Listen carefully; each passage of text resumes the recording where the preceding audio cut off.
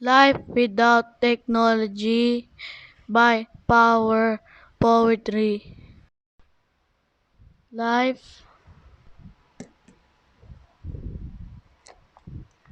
without technology isn't really a life at all because nowadays technology is life.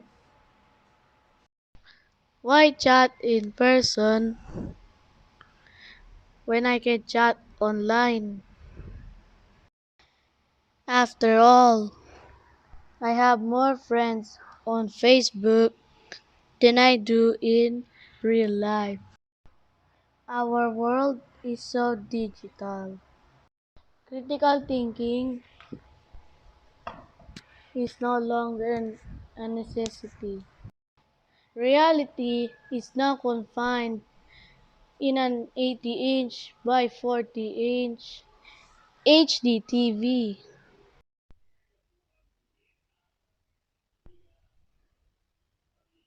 We can't see. We are blinded by the light that comes from our phones. A home is now just a button we press to escape the mess of a multitasking establishment.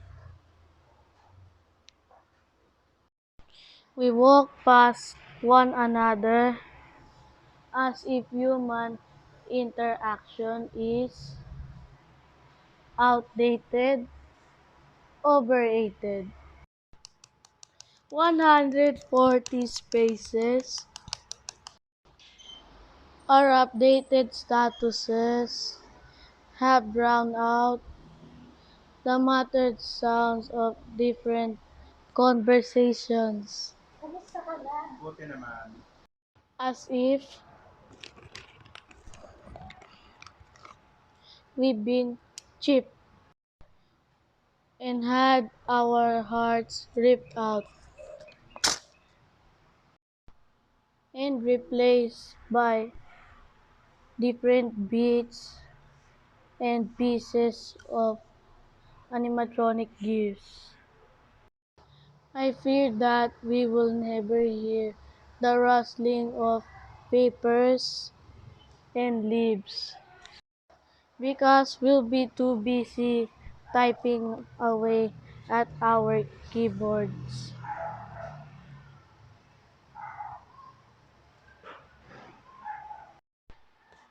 Before, children used to play outside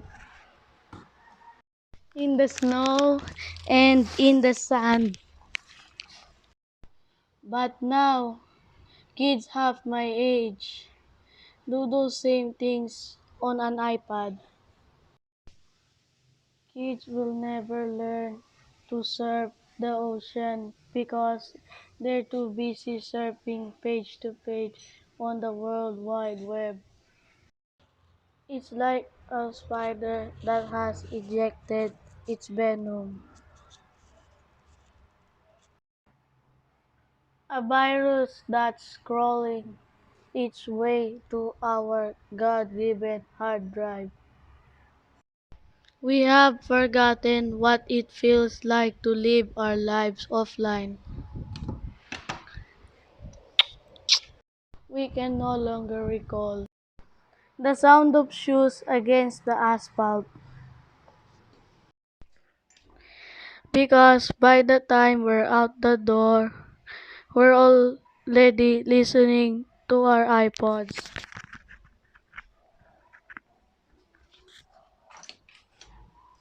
Kumusta ka na, Apo? We only converse with Siri. Speak to text. You can use your voice to type with Gboard in any area where you can. Search the web. Give me direction. Where do you want to go? I've shunned both Mother Nature and Father Time in the face. I can just FaceTime to replace. Hi, Hi, Israel. hi po Lola. The old-fashioned face-to-face social interaction that my generation had erased from their lives. We can no longer recall the sound of cracking branches before they fall because we're too busy watching videos go viral. Sa classroom may batas, bawal lumabas o bawal lumabas. We tweet one another more than baby birds tweet for their mothers. We stare into windows and communicate through Apple instead of staring out of windows and giving each other apples. The mornings have gotten dark and cold, but we're too distracted by the apps on our phones. We're mesmerized, hypnotized, satisfied by a 2 by 4 block of metal that sits on our pockets. We settle for something that cannot love us back. Emotion is the one thing that technology lacks. As humans, we were born with this quality,